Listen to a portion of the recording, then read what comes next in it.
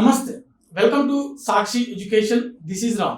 ఇటీవల Andhra Pradesh public service commission విడుదల చేసినటువంటి గ్రూప్ 1 తుది ఫలితాల్లో రాష్ట్ర స్థాయి ర్యాంక్ సాధించి డిఎస్పీగా సెలెక్ట్ అయినటువంటి మధుచరణ్ గారు మనతో ఉన్నారు. వారి యొక్క ప్రిపరేషన్ జర్నీ ఏ విధంగా సాగింది, అదేవిధంగా వారు అవలంబించినటువంటి స్ట్రాటజీస్ ఏంటి అనే విషయాల గురించి వారి మాటలో తెలుసుకుందాము. నమస్తే సార్. సార్, ఒకసారి మీ నేటివ్ ప్లేస్ గురించి, అదేవిధంగా మీ కుటుంబ నేపథ్యం గురించి చెప్పండి సార్. నమస్తే అండి, నా పేరు కల్లపల్లి మధుచరణ్. మాది కాకినాడ జిల్లా జగ్గంపేట మండలం ఇరుపాక మా స్వగ్రామం. మా ఫాదర్ వచ్చేసి గవర్నమెంట్ టీచర్ అండి. ప్రజెంట్ సామలకోట గవర్నమెంట్ హై స్కూల్లో ఫిజిక్స్ టీచర్గా వర్క్ చేస్తున్నారు. Mother house wife. నాకు ఒక బ్రదర్ ఉన్నారు. Is also working as Panchayat secretary. నేను కూడా ప్రజెంట్ పంచాయత్ సెక్రటరీగా వర్క్ చేస్తున్నాను. వర్క్ చేస్తూనే నేను లాంగ్ లీవ్ తీసుకొని దీనికి ప్రిపేర్ అయ్యాను. సో రీసెంట్గా రిలీజ్ అయిన రిజల్ట్స్లో నాకు డిప్యూటీ సూపరింటెండెంట్ ఆఫ్ పోలీస్గా రావడం జరిగిందండి. సార్, మీరు ఆల్రెడీ పంచాయతీ కార్యదర్శి పనిచేస్తూనే మీరు ప్రజెంట్ డిఎస్పీగా సెలెక్ట్ అవ్వడం జరిగింది. Okay sir, congratulations. సార్, ఒకసారి మీ ఎడ్యుకేషన్ బ్యాక్గ్రౌండ్ మొత్తం. ఎడ్యుకేషన్ బ్యాక్గ్రౌండ్, నా 10th వరకు నేను గవర్నమెంట్ హై స్కూల్లో ఫాదర్తో పాటు చదువుకున్నాను. గవర్నమెంట్ హై స్కూల్ ఏలేశ్వరంలో జరిగింది 10th వరకు. ఇంటర్మీడియట్ ఆదిత్య జూనియర్ కాలేజ్ కాకినాడలో చేశాను. తర్వాత BTech sir CR Reddy college of ఇంజనీరింగ్లో కంప్యూటర్ సైన్స్ స్ట్రీమ్లో చేశానండి. కంప్యూటర్ సైన్స్ స్ట్రీమ్లో చేసినప్పటికీ నాకు థర్డ్ ఇయర్ నుంచి ఈ పబ్లిక్ సర్వీస్ వైపు వెళ్ళాలి అనేది నాకు ఉండేది. సో ఈ థర్డ్ ఇయర్ నుంచి నేను వీటిపై ప్రిపేర్ అవుతూ ఉండేవాడిని. ఈవెన్ క్యాంపస్ ఇంటర్వ్యూలో నాకు ప్లేస్ అయ్యాను. నేను అటోస్ సింటెల్లో ప్లేస్ అయ్యాను ఎంఎన్సీ కంపెనీలో. So I rejected that option and I went to Delhi sir for the UPSC preparation. So during the preparation నేను పంచాయత్ సెక్రటరీ నోటిఫికేషన్ రావడంతో సో బ్యాకప్గా ఉంటుంది, మనకి ప్లాన్ బి అనేది ఉంటుందని చెప్పేసి ఇందులో జాయిన్ అయ్యి ప్రిపేర్ అవుదామని చెప్పేసి రావడం జరిగింది ఇటువైపు. సో అరౌండ్ 2019లోనే నేను పాస్ అవుట్ అయిన ఇయర్లోనే మళ్ళీ పంచాయత్ సెక్రటరీగా జాయిన్ అవ్వడం జరిగింది. బీటెక్ స్ట్రీమ్ నుంచి ఎంటైర్లీ డిఫరెంట్ పంచాయత్ సెక్రటరీ స్ట్రీమ్కి వచ్చేసాను.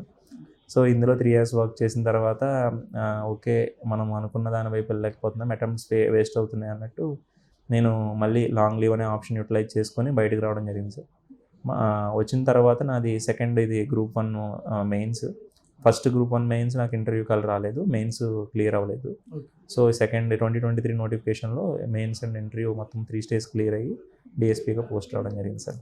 This is my journey. Sir, UPSC ఎన్ని అటెంప్ట్స్ ఇచ్చారు? యూపీఎస్సీ 3 attempts ఇచ్చాను. మెయిన్స్ రాయాలి 3 attempts. సార్, మనకు అమిగోస్ కోచింగ్ ఇన్స్టిట్యూట్ నుంచి మీరు మీ యొక్క ప్రిపరేషన్లో ఏ విధంగా యూజ్ అయింది సార్ మీకు అమిగోస్ కోచింగ్ ఇన్స్టిట్యూట్? సరే, ఎమిగోస్ ఐఎస్ అనేది చాలా కీ రోల్ ప్లే చేసింది సార్ నా ప్రిపరేషన్ జర్నీలో. మెయిన్లీ నేను ఇక్కడ రఫీ సార్ అండర్లో మెంటర్షిప్ తీసుకున్నాను for the test series. Group 1 test series తీసుకున్నాను నేను ఇక్కడ సార్ గైడెన్స్లో. It was very useful sir. మనకి ఫైనల్లో ఎగ్జామినేషన్లో ఈ రిపిటేటివ్ థీమ్స్ అనేది మనకి రిఫ్లెక్ట్ అవ్వడం, ఏదైతే టెస్ట్ సిరీస్లో రాసామో it was really helpful for me. Because మనకి ఏంటంటే మనం టెస్ట్ సిరీస్ ఏదైనా తీసుకున్న తర్వాత ఓన్లీ ప్రాక్టీస్ కాకుండా మనకి ఆ కాంప్లికేషన్ అనేది ఎగ్జామ్లో ఫైనల్ ఎగ్జామ్లో లేకుండా అనేది ఉండాలి. సో అట్లాంటి టెస్ట్ సిరీస్ తీసుకునే నేను అనే ఫీలింగ్ నాకు కలిగింది. చాలా హెల్ప్ అయింది సార్. సో అలాగే నేను after clearing of the mains clear అయిన తర్వాత కూడా ఇంటర్వ్యూ గైడెన్స్ కూడా చాలా మంచి ప్యానల్ ద్వారా గైడెన్స్ అనేది ఇంటర్వ్యూ గైడెన్స్ అనేది తీసుకోవడం జరిగింది ఇక్కడ. ఇంటర్వ్యూ ప్యానల్ కూడా చాలా జాబ్ ఓరియంటెడ్గా ఎక్కువ చూసుకో, పంచాయత్ సెక్రటరీ జాబ్ రోల్ ఎక్కువగా చూసుకో అని చెప్పేసి మనకు సజెస్ట్ చేయడం జరిగింది. Even major chunk of the questions నాకు జాబ్ ఓరియంటెడ్గా వెళ్ళడము, నేను ఏది చేస్తున్నానో దాని మీద ఎక్కువ క్వశ్చన్స్ అడగడం కూడా నాకు ఫైనల్ బోర్డ్ మార్క్స్ కూడా ఇంటర్వ్యూ మార్క్స్ కూడా ఎక్కువగా గెయిన్ చేయడానికి అవకాశం వచ్చిందని అనుకుంటున్నాను సార్. సార్, మనకు టెస్ట్ సిరీస్లో వచ్చేసరికి చాలా మంది రాస్తూ ఉంటారు సార్. ఓకే, మనకు ఫీడ్బ్యాక్ మళ్ళీ తర్వాత అంటే రాసిన తర్వాత కరెక్షన్ చేసి సో ఎలా రాస్తున్నారు అనే విషయాల గురించి మీతో చర్చించడానికి సపరేట్ మెంటర్ ఎవరైనా ఉండేవారు సార్? ఉండేవారు సార్. మనకి ఇప్పుడు sectional tests every Saturday and Sunday sectional test conduct చేసేవారు. అలాగే సెక్షనల్ టెస్ట్ అన్నీ అయిపోయిన తర్వాత గ్రాండ్ టెస్ట్ కండక్ట్ చేసేవారు సార్. సెక్షనల్ టెస్ట్ కాకుండా డైలీ 5 questions అనేవి ఇచ్చేవారు. అవి కూడా ఎవాల్యూట్ చేయరు. కాకపోతే మనకి ఎక్కడ మనం ఎవరికైనా సెండ్ చేసి కావాలంటే రఫీ సార్కి కానీ అదర్ మెంటర్స్ ఉన్నారు ఇంకా వాళ్ళకి సెండ్ చేసి మనము సార్ ఎక్కడ ల్యాక్ అవుతున్నాను, నేను ఎక్కడ గెయిన్ చేసుకునే అడ్వాంటేజ్ ఉంది, ఎక్కడ యాడింగ్స్ ఇచ్చుకోవాలి, ఎక్కడైనా ఇన్పుట్ యాడ్ చేయాలంటే ఎక్కడే చేయాలి అనేది తెలుసుకోవడానికి చాలా హెల్ప్ చేస్తారు సార్. ఈవెన్ మైన్యూట్ డీటెయిల్స్ వీళ్ళు ఐడెంటిఫై చేసి మనం రెక్టిఫై చేస్తారు. ఆ ఈవెన్ 1 mark 2 marks అనేది మనకి ఈ సర్వీస్లో ఉండటానికి అటు ఉండడానికి చాలా అవకాశం ఉంటుంది. కాబట్టి ఈ 1 or 2 marks అనేది వీళ్ళు ఇచ్చే యాడింగ్స్ చాలా హెల్ప్ అయినాయి సార్. సార్ మనకి మెయిన్స్ ఆన్సర్ రైటింగ్ వచ్చే విషయానికి వచ్చేసరికి ఇంట్రో, బాడీ, కంక్లూజన్ ఇలా ఉంటుంది. అవును సార్. సో మీరు ఫస్ట్ సారి మీరు ఇంటర్వ్యూ కాలేదు, మీకు రాలేదు సార్. సో ఫస్ట్ సారి మీరు ఎందుకు మెయిన్స్ క్లియర్ చేయలేకపోయారు అండ్ Hmm. సెకండ్ టైం ఎందుకు క్లియర్ చేశారు అనే దానికి ఏమైనా డిఫరెన్స్ ఒకసారి చెప్తారా? ఒకటి సార్, నేను మీకు చెప్పినట్టుగా ఇందాక 2019లో నా ప్రిపరేషన్ అనేది మధ్యలో డిస్కంటిన్యూ చేసి ఎప్పుడైతే ఢిల్లీ నుంచి వచ్చానో నా ప్రిపరేషన్ అనేది కంటిన్యూగా నేను చేయలేదు sir. Okay. So during the job ఒక 2 months లీవ్ తీసుకోవడం, లేదా 1 month లీవ్ తీసుకోవడం, చదవటం ఇట్లా ఉండేది. సో 2022లో నేను ఏం చేశానంటే మళ్ళీ ఒకసారి కోచింగ్కి వెళ్దాం అని చెప్పేసి నేను ఢిల్లీలో వేరే ఇన్స్టిట్యూట్లో ఆన్లైన్ మోడ్లో కోచింగ్ తీసుకోవడం జరిగింది. సో ఆ కోచింగ్ జరుగుతుండగా ఈ గ్రూప్ 1 నోటిఫికేషన్ 2022లోనే నేను లీవ్ పెట్టిన ఇయరే రావడం జరిగింది. Okay. సో మళ్ళీ ఆ కోచింగ్ జరుగుతుంటే ఒక పక్కన ఇది కూడా 2 మేనేజ్ చేయలేకపోయాను. Okay. సో క్లాసెస్ అనేది వెరీ ఇంపార్టెంట్. అప్పటికి నాకు సిలబస్ అంతా కూడా కంప్లీట్ అవ్వకపోవడము, నేను ఆ మెటీరియల్ కన్సోలిడేట్ చేసుకోకపోవడం కూడా మెయిన్ రీజన్ సార్. ఇంకొకటి ఏంటంటే ఆన్సర్ రైటింగ్ ప్రాక్టీస్ అప్పటి వరకు లేకపోవడము, నేను ఒక మెయిన్స్ కూడా రాయకపోవడంతో ఆన్సర్ రైటింగ్ ప్రాక్టీస్ ఎట్లా పోవాలి అనేది తెలియలేదు. So once APPSC score release చేసిన తర్వాత 2022 స్కోర్స్ రిలీజ్ చేసింది, మనం ఎక్కడ ఎంత స్కోర్ తగ్గుతుంది అనేది. ఓకే, మనము డీసెంట్ ఆన్సర్ రాస్తే మంచి స్కోర్ వస్తుందనే అభిప్రాయంతో ఎక్కడ ఇంప్రూవ్ చేసుకోవాలో నేను మళ్ళీ అప్రోచ్ అయ్యి టెస్ట్ సిరీస్ మళ్ళీ సార్ దగ్గర అప్రోచ్ అయ్యారు, రఫీ సార్ దగ్గర. ఒకసారి మళ్ళీ వెళ్తాను సార్, ఇలా నన్ను కొంచెం గైడ్ చేయండి అంటే గైడ్ చేయడం జరిగింది సార్. మంచిగా 2023లో నేను ఏదో సర్వీస్ వస్తుందని అనుకున్నాను, కానీ మంచి క్రీమ్ సర్వీస్, టాప్ సర్వీస్లోనే డిప్యూటీ కలెక్టర్ రాలేదు, డిఎస్పీ సెకండ్ ఆప్షన్ పెట్టాను, డిఎస్పీ రావడం జరిగింది సార్. సార్ మనకు ఇంటర్వ్యూ వచ్చేసరికి మనకు మీరు ఇక్కడ అమిగోస్ కోచింగ్ ఇన్స్టిట్యూట్లో మాక్ ఇంటర్వ్యూ తీసుకోవడం జరిగింది. సో ఇక్కడ ఇంటర్వ్యూకి మీరు ప్యానల్లో ఫేస్ చేసినటువంటి ఇంటర్వ్యూకి ఎంతవరకు మీకు యూస్ఫుల్ అయ్యింది అండ్ ఒకసారి సార్ అదే చెప్తున్నాను సార్, చాలా యూస్ఫుల్ అయింది. ఇక్కడ మేజర్లీ నా యొక్క జాబ్ రోల్ మీద క్వశ్చన్స్ అడిగారు సార్ ఇంటర్వ్యూలో కూడా. సో ఫైనల్లో కూడా నన్ను ఎక్కడ కూడా నా ఫ్యాక్ట్స్ బేస్డ్ క్వశ్చన్స్ కానీ నాలెడ్జ్ టెస్ట్ చేయడం కానీ ఏం లేదు సార్. ఒక డైలమా సిచ్యువేషన్ ఇవ్వటం కానీ, ఒక స్కీమ్ తీసుకొని ఈ స్కీమ్లో ఉన్న ప్రాబ్లమ్స్ చెప్పండి, ఈవెన్ నేను ఫేస్ చేసేవి అవన్నీ కూడా. ఈ స్కీమ్ని ఎందుకు మనం రిఫార్మ్ చేయలేకపోతున్నాం అన్నట్టు పీడిఎఫ్ స్కీమ్ ఒకటి తీసుకోమన్నారు అట్లా.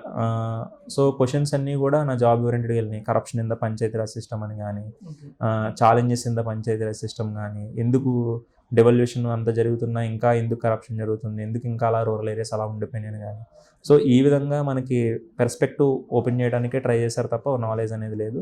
సో ఆ ఓరియంటెడ్గా వీళ్ళు ఎప్పుడైతే ప్రిపేర్ అవ్వమన్నారో నా మైండ్ అంతా అటువైపు ట్యూన్ చేయడం జరిగింది సార్. సో అది చాలా హెల్ప్ అయింది ఇంటర్వ్యూ గైడెన్స్ కూడా. సార్ మీరు 2019 నుంచి 25 వరకు కంటిన్యూలో ఉన్నారు. అవును సార్. సార్ దాదాపు ఈ 6 years లో మీరు ఢిల్లీకి వెళ్ళారు and most of the student అంటే చాలా మంది స్టూడెంట్ మీరు చూసి ఉంటారు sir. So UPSC, APPSC, TGPSC group 1 లాంటి ఉద్యోగాలకు 1 or 2 మార్క్స్ పోయినటువంటి స్టూడెంట్స్ కావచ్చు, ఇతర స్టూడెంట్స్ కూడా మీరు చూసి ఉంటారు. చాలా మంది స్టూడెంట్స్ కామన్ గా చేస్తున్నటువంటి మిస్టేక్స్ ఏంటి అని అంటే మీరు ఏమంటారు సార్? ఒకటి కన్సిస్టెన్సీ సార్. ఓకే, అందరూ చదువుతారు, కన్సిస్టెంట్గా ఉంటే ఖచ్చితంగా సర్వీస్ వస్తుంది సార్. అదొక్కటే సింపుల్ రీజన్. ఇప్పుడు కంపేర్ టు నేను గవర్నమెంట్ హై స్కూల్ బ్యాక్గ్రౌండ్ నుంచి వచ్చాను సార్. నేనేమి పెద్దగా ఇది జేఈ మెయిన్స్ అడ్వాన్స్డ్ కోర్స్ ఇప్పుడు 6th నుంచే మొదలైపోతున్నాయి, అట్లాంటిది కూడా ఏం తీసుకోలేదు. కంపేర్ టు వాళ్ళతో పోలిస్తే నా ఐక్యూ కూడా తక్కువగానే ఉంటుంది. కానీ నేను కంపీట్ చేసే వాళ్ళందరూ ఐఐటిఎన్స్ అయి ఉంటారు, యూపీఎస్సీ అయినా సరే ఇదైనా సరే. కానీ కన్సిస్టెంట్గా పెర్ఫామ్ చేస్తే మనం వాళ్ళతో పాటు ఆన్ పార్ ఒకే స్టేజ్కి వెళ్ళే అవకాశం ఉంటుంది సార్. సో కన్సిస్టెంట్గా సెల్ఫ్ బిలీఫ్ అనేది ఒకటి ఉండాలి సార్. నేను చేయగలుగుతాను, 87 పోస్ట్సే ఉన్నాయి, ఈ నోటిఫికేషన్ నా వల్ల కాదేమో అనే ఫియర్ ఒకటి తీసేయాలి. సెల్ఫ్ ఫియర్ అనేది ఉండకూడదు. సెల్ఫ్ కాన్ఫిడెన్స్ అండ్ కన్సిస్టెంట్గా రోజుకి 2 hours డిసైడ్ అయితే 2 hours కూడా కన్సిస్టెంట్గా, లేదా 3 hours అంటే 3 hours కన్సిస్టెంట్గా వాళ్ళకి ఏదైతే ఇష్టపడి చదివితే ఖచ్చితంగా వాళ్ళు అనుకున్న దానికి. తర్వాత ఇప్పుడు ఇంకొకటి ఏంటంటే సార్, మెయిన్ ఇక్కడికి వచ్చినప్పుడు ఇనీషియల్ వాళ్ళకు ఉండే యాంగ్జైటీ కానీ, ఇనీషియల్ ఉండే వాళ్ళ యొక్క ఇంట్రెస్ట్ కానీ, దీని యొక్క డెప్త్ తెలిసిన తర్వాత, ఎగ్జామినేషన్ సిలబస్ అండ్ డెప్త్ తెలిసిన తర్వాత వాళ్ళు లూజ్ అవుతున్నారు సార్. సో 6 years 7 years ఇందులో ఉండిపోయారు, 10 years ఉన్న సీనియర్స్ని చూసి ఒక డిసప్పాయింట్ అవ్వడం అనేది జరుగుతుంది. ఎవరి జర్నీ వాళ్ళది యూనిక్ సార్, ఎవరిని తక్కువ ఉండలేము. వాళ్ళు కూడా ఎంతో కష్టపడి ఉంటారు, వాళ్ళేమీ తక్కువ అనట్లేదు నేను. సో వాళ్ళు 7 years ఉన్నారంటే వాళ్ళ రీజన్స్ వేరు. నువ్వు 7 years ఉంటావా లేదా అనేది నీ యొక్క నువ్వు యూనిక్గా నిన్ను మౌల్డ్ చేసుకోవడం బట్టి ఉంటుంది. సో ఇది యూనిక్ జర్నీ. సో కన్సిస్టెంట్గా, పేషెంట్గా మీరు ఎందుకోసం పబ్లిక్ సర్వీస్లోకి రీజన్ అనేది ఉంటుంది సార్. రీజన్ అనేది మిస్ అవ్వకూడదు. డైలీ ఒక్కసారైనా రీజన్ తలుచుకుంటే ఖచ్చితంగా పబ్లిక్ సర్వీస్కి ఎందుకు చేద్దాం అనుకుంటున్నారు, అందరికీ హ్యాపీ లివింగ్ ఉంటుంది, ఈజీ ఎర్నింగ్స్ ఉంటాయి. సో ఎందుకు పబ్లిక్ సర్వీస్లో ఉండాలనుకుంటున్నారు, ల్యాక్స్ ఆఫ్ శాలరీస్ వదిలేసుకొని అనేది ఒక రీజన్ అనేది మిస్ అవ్వకుండా వాళ్ళు ట్రైన్ చేయగలిగితే వాళ్ళ బ్రెయిన్ ఖచ్చితంగా సక్సీడ్ అవుతుంది. సార్ ఒకసారి స్టాండర్డ్ బుక్స్ విషయంలో వచ్చేసరికి ఎలాంటి బుక్స్ సెలెక్ట్ చేసుకుంటే ఆస్పిరెంట్స్ తొందరగా సక్సెస్ అవ్వడానికి అవకాశం ఉంటుంది ఒకసారి? సార్ రిగార్డింగ్ నా మెటీరియల్ అంతా నేను యూపీఎస్సీ మెటీరియల్ మీదే రిలై అయ్యాను. సో బేసిక్స్ నుంచి ఇప్పుడు నాది బీటెక్ బ్యాక్గ్రౌండ్ కాబట్టి నేను థర్డ్ ఇయర్ ఫోర్త్ ఇయర్లోని నేను ప్రిపరేషన్ చేసేటప్పుడు జస్ట్ ఎన్సీఆర్టీస్తో స్టార్ట్ చేశాను. ఎందుకంటే మనము 6th నుంచి మొత్తం అంతా ఒకసారి జాగ్రఫీ హిస్టరీ ఇవన్నీ బ్రష్అప్ చేయాలి కాబట్టి, సో అవన్నీ చదువుకుండా ఉంటాం. కానీ ఎంపీసీ క్యాండిడేట్స్ అవన్నీ చదవరు కాబట్టి, సో థర్డ్ ఇయర్ ఎండింగ్ కానీ ఫోర్త్ ఇయర్లో కానీ at least daily 1 hour 2 hours evening సరదాగా ఏదైనా నవల్ రీడింగ్ లాగా మనం ఎన్సీఆర్టీస్ చేసుకోగలిగితే మనకు ఫస్ట్ ఫౌండేషన్ బిల్డ్ అవుతుంది సార్. ఫౌండేషన్ బిల్డ్ అయిన తర్వాత ఖచ్చితంగా గైడెన్స్ అనేది ఎవరొక దగ్గర తీసుకోవాలి. సెల్ఫ్ ప్రిపరేషన్ అనేది దీంట్లో రాంగ్గా డివైడ్ చేస్తుంది. యూట్యూబ్లో బల్కీ కంటెంట్ ఉంటుంది, మనం ఎటు వెళ్ళాలో తెలియదు. సో ఎక్కడైనా అఫోర్డబుల్ చేయగలిగితే, లేదంటే ఎవరైనా గైడెన్స్ ఇవ్వగలిగితే, ఎవరైనా సక్సెస్ అయిన క్యాండిడేట్ వాళ్ళ దగ్గరైనా తీసుకోవచ్చు. సో వాళ్ళ దగ్గర తీసుకున్నప్పుడు ఒక గైడెన్స్ ఇచ్చినప్పుడు వాళ్ళు ఏదైతే మెటీరియల్ ఇచ్చారో ఆ మెటీరియల్ బయటికి వెళ్ళిపోవాల్సిన అవసరం ఏమీ లేదు సార్. మార్కెట్లో వ్యాస్ట్ కంటెంట్ ఉంది. ఒక పాలిటీకే లక్ష్మీకాంత్ అని, డిడి బస్సు అని రకరకాల మెటీరియల్స్ అనేవి అవైలబుల్గా ఉన్నాయి సార్. సో ఒకే మెటీరియల్ తీసుకొని, ఏది స్టాండర్డ్ బుక్ ఒక మెటీరియల్ తీసుకొని దాని మీదే రిలై అయ్యి మల్టిపుల్ రివిజన్ చేస్తే సరిపోతుంది తప్ప మల్టిపుల్ సోర్సెస్ ఆఫ్ ఏం అక్కర్లేదు. Even class notes is more than enough sir. నిజం చెప్పాలంటే మీకు కాన్సెప్చువల్ క్లారిటీ అనేది ఉంటే కనుక ఆన్సర్ రైటింగ్ ఆటోమేటిక్గా పెన్ అనేది మూవ్ అవుతుంది. కాన్సెప్చువల్ క్లారిటీ లేదంటే ఎన్ని స్టాండర్డ్ బుక్స్ వేసుకొని మనం ముందు చదివినా సరే అది ఉండదు. సో స్టాండర్డ్ బుక్స్ అనేది చాలా ఉన్నాయి. సో ఏది ఈజీగా ఉంటుంది, ఏది మనకి మైండ్కి బేగా ట్యూన్ అవుతుంది అనేది తీసుకొని చదివితే బెటర్ సార్. అది సార్. సో ఫౌండేషన్ అనేది ఎన్సీఆర్టీస్తో స్టార్ట్ చేస్తే బెటర్. సార్ చివరిగా మీరు ఇక్కడ అమిగోస్ కోచింగ్ ఇన్స్టిట్యూట్లో టెస్ట్ సిరీస్ రాశారు, అదేవిధంగా తర్వాత మాక్ ఇంటర్వ్యూస్ కూడా తీసుకున్నారు. సో ఆస్పిరెంట్స్కి మీరు ఇచ్చేటువంటి అమిగోస్ ఇన్స్టిట్యూట్ గురించి ఇచ్చేటువంటి ఒక సలహా? సార్ అదే సార్, ఇప్పుడు ఏ ఇన్స్టిట్యూట్నన్నా రైట్ వేలో యూజ్ చేసుకోవాలి సార్. ఇప్పుడు మా ఫాదర్ అంటూ ఉంటారు, ఒక టీచర్ అనేవాళ్ళు ఫ్లోయింగ్ రివర్ లాంటి వాళ్ళని.